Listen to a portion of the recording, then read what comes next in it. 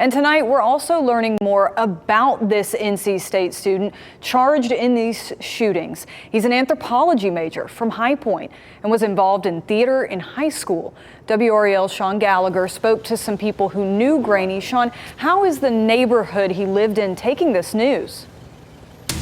Yeah, well, first of all, this is an incredibly quiet neighborhood, but what happened in this cul-de-sac yesterday right here behind me has neighbors around here absolutely stunned. And those who knew this man say that they are stunned as well.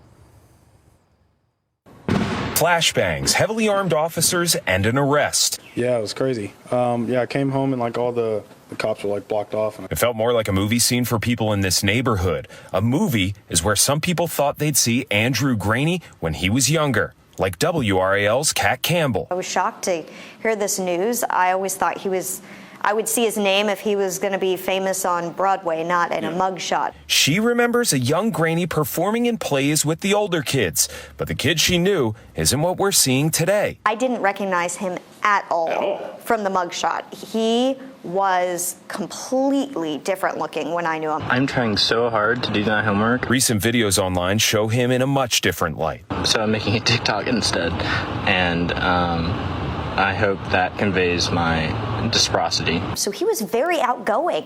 You know, he was on stage. He was hanging out with older kids. He was having a good time. He was very social with us, never shy. According to search warrants obtained by WRAL for Graney's home and car, police found a digital camera, a laptop, a handgun, ammunition, and spent shell casings. The outgoing star of the stage now accused in these string of shootings, raising concerns about the man down the street. I mean, it's definitely super shocking that it becomes real because it's one of those things where it's just on the news and it's kind of distant from you. It feels a little bit, but then when it's in your own backyard, it's man, that's real.